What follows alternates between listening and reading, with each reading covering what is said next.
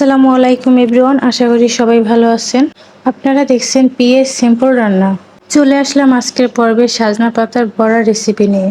এখানে নিয়েছি সাজনা পাতা। সাজনা পাতাগুলোকে ধুয়ে কেটে নিতে হবে। আর নিয়েছি মসুর ডাল। মসুর ডালগুলোকে 1 ঘন্টা আগে পানিতে ভিজিয়ে রেখেছিলাম। ডালগুলোকে একটি ব্লেন্ডারে জারে নিয়ে ব্লেন্ড করে নিব। আপনাদের কাছে যদি ব্লেন্ডার না থাকে তাহলে শিলপাটায় বেটে নেবেন।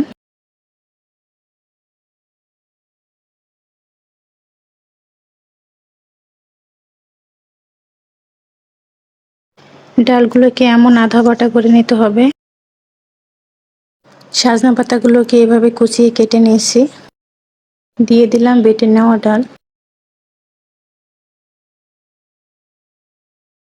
দিয়ে দিলাম পেঁয়াজ কুচি আর কাঁচামরিচ কুচি।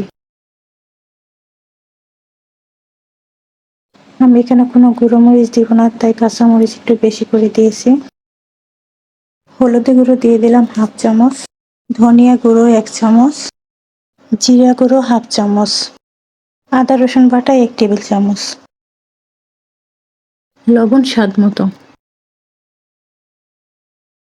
আপনাদের কাছে যদি শুকনো চালের গুঁড়ো না থাকে তাহলে ডালের সাথে একসাথে চাল ভিজিয়ে বেটে নেবেন। এখন সব উপকরণগুলোকে ভালো মতো মাখিয়ে নিতে হবে।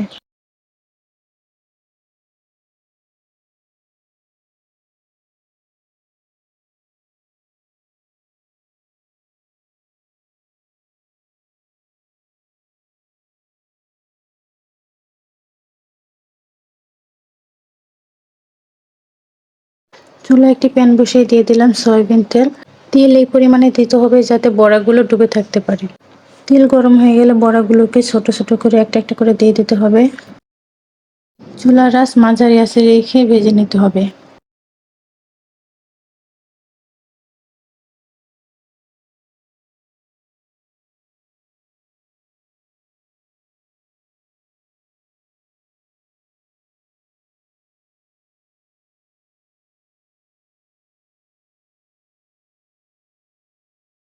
এক পাশ ভাজা হয়ে গেলে অপর পিঠ একটি একটি করে উল্টে দিতে হবে।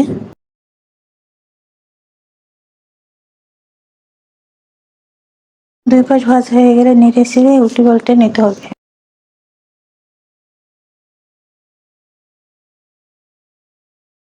গোল্ডেন কালার হয়ে আসলেই বুঝতে হবে ভাজা হয়ে গেছে। বড়াগুলো ভেতরটাও খুব মুচমুচে হয়েছিল। এভাবে বাকি বড়াগুলোকেও ভেজে নেব।